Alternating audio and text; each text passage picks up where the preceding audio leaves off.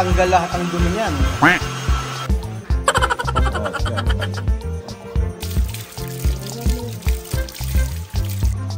So ayan po mga amigo, papakita ko po sa inyo ang bagong Elvis.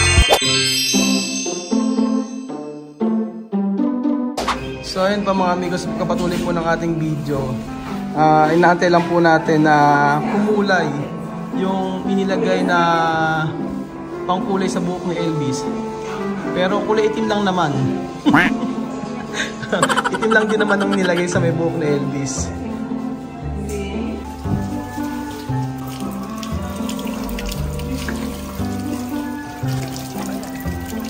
So ayan po mga amigo, binabanlawan na po ang mukha ni Elvis.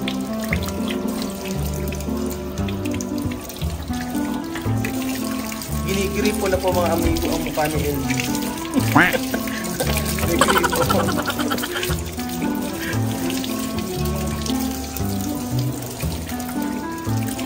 Masarap sa pakiramdam yun eh. Meron kasing nilalagay na parang ano, parang salt. Nakalimutan ko lang ang tawag yun.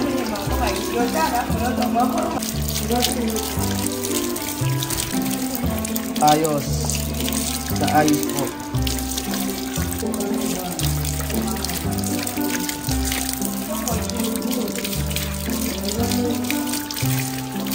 Kamu ba Elvis? Ha? Todo susyo sa... Ha? Todo susyo sa kar. Oh, lahat daw ng dumi ay natanggal sa mukha niya.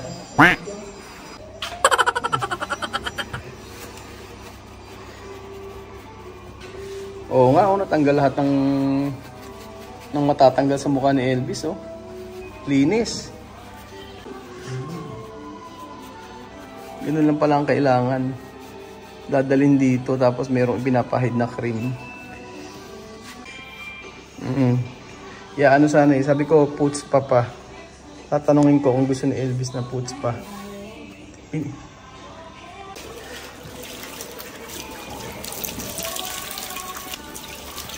Nagulat ako, ba't ka ako ganun kulay? Bakit ka ako puro alikabok? Tinulayan nga pala yung buhok. So ang tagal namin nag-aantay mga amigo. 40 minutes na po yung iniintay namin dito sa booking. 2 oras na kami dito sa may parlor. Pero at least, ayan, giginhawa ang pakiramdam ni Elvis. Guminhawa ang ano niya, pakiramdam niya. Baka kailangan talaga ng maraming shampoo ang ilagay. 3 banlawan yata parang damit. 3 shampoohan. O yun naman. Ay, meron pa rin siyang ano, itim-itim. Matagal pa lang mawala yung ano na to. Yung pangkulay na to.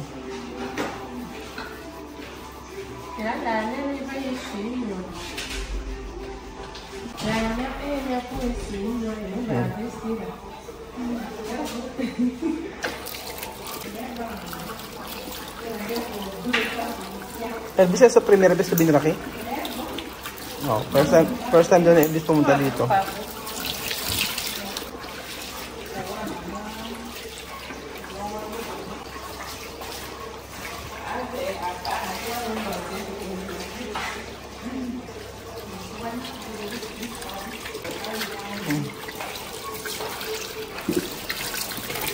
Ayan.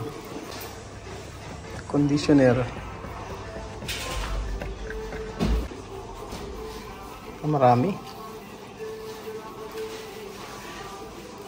Parang alahating baso na ilalagay ah. Magastos pala yung ano, magastos sa conditioner. Conditioner.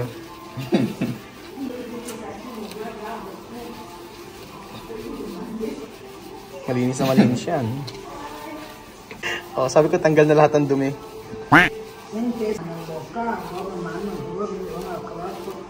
Sabi ko kay Elvis, hindi kagaya ng parlor sa may palengke.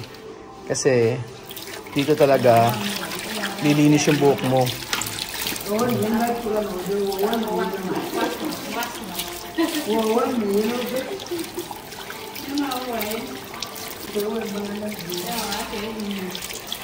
kanina yung ano niya eh, napansin ko sa mukha ni Elvis kanina, maraming mga dumi-dumi. Pero nung nalagyan na ng cream, panlinis, ayan na oh. Lalong lumitaw ang pagkagwapings ni Elvis. Okay naman pala, kahit na ganito yung buhok niya. Basta lang laging lilinisin. Sila kasi ano, pagka yung ganito yung buhok, ilang days bago nila sina-shampoo. Hindi araw-araw. Ayun yun, tingnan mo. Wala na.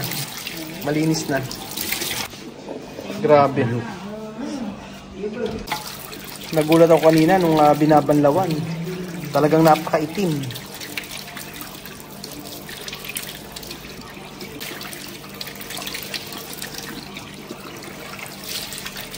Pero ngayon, ayan o. Parang naligo si Elvis.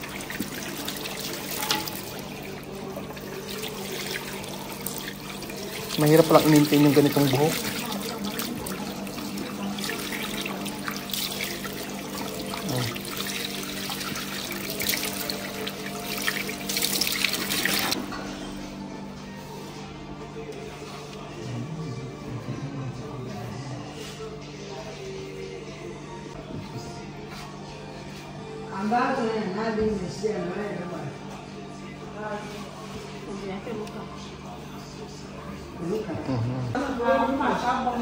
Pag sa Pilipinas pa natin ito pina-makeover, ewan ko lang.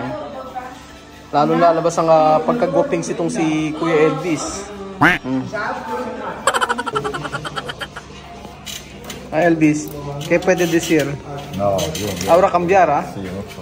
Elvis, mucho cambiar hoy. Bonito de caras, bueno. Parang ibang ano eh. ¿Qué puede decir? Cambiar, ¿ah? Mucho. Mucho cambiar, ¿no? Antes, ¿cómo? No, antes no bien limpio, ahora bien limpio. Dati daw madumi. Ngayon daw ay malinis na.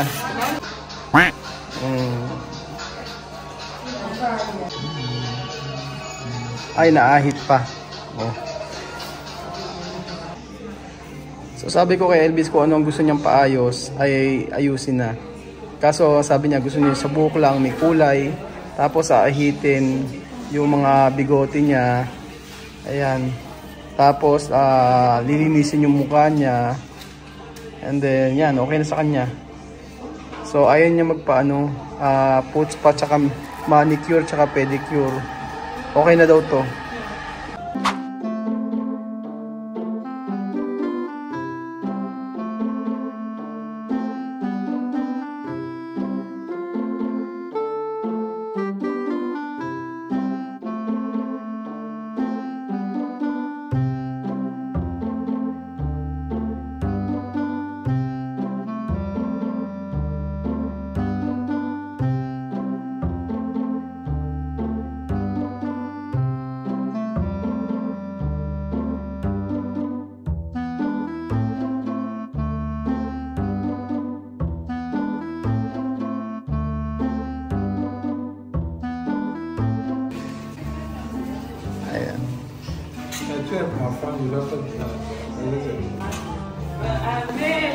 La verdad, Elvis, como tu artista.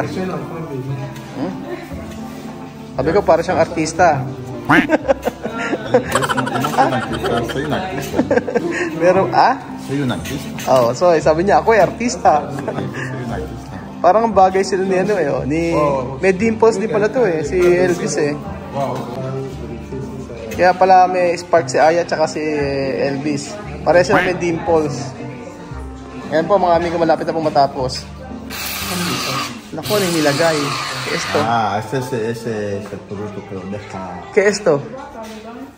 ¿Jabón? Ese producto es para... ¿Producto para dónde? Claro, para hacerlo... Mabang. Que bloquee, es lo que lo bloquea. Foam conditioner. Pantene baka naman. Yun ang dahilan kaya nalagyan ng mga ng foam. Ito pang foam. Meron din foam. Ayos ah. Después uno mes no lavar. No, haga cada 2 semanas. Cada 2 semanas, Dos semanas yo vengo aquí. Yun galing. 2 semanas yo vengo. Vale. Every 2 weeks na raw pupunta raw si Elvis dito. So after 2 weeks tsaka pa lang niya huhugasan. Pero sulit naman kita niyo naman Están bien 2 semanas, hasta 2 semanas. 2 semanas. Pero 2 semanas no lavar. No, 2 semanas viene. No broma. Sabi ko 2 weeks na hindi maglalaba. Ay, babanlawan.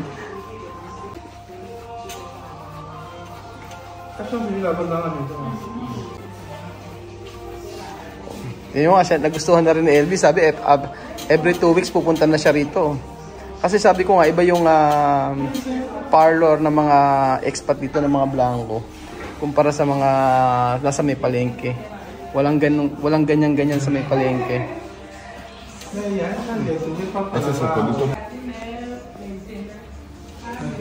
So ano po ba masasabi niyo mga amigo? May nagbago po ba sa itsura ni Elvis? Cambiar mucho Elvis. Cuando tu madre ha visto, tú, ella va a decir, ¿quién es tu hijo? Sabi ko. Kapag nakita ito ni TSL, sasabihin, kanino ba tong anak? Elvis, ¿cómo va tu experiencia de peluquería? Chico, acabo de recibir una nueva experiencia, la verdad. No va a decir nada? Wala raw siyang masabi.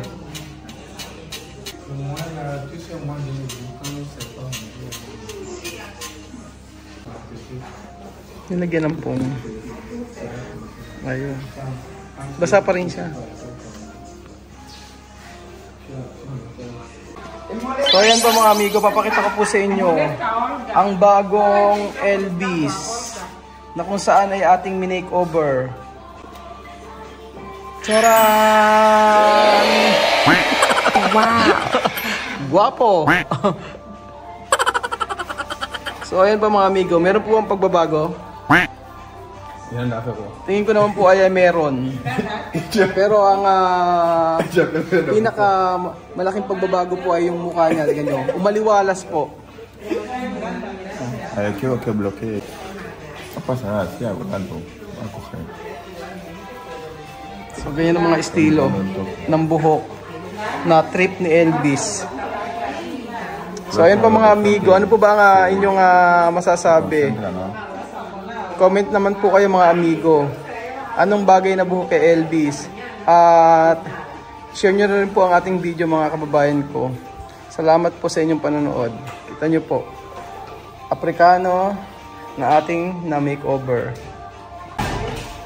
Elvis Pogi, Pogi, Pogi. Elvis Pogi.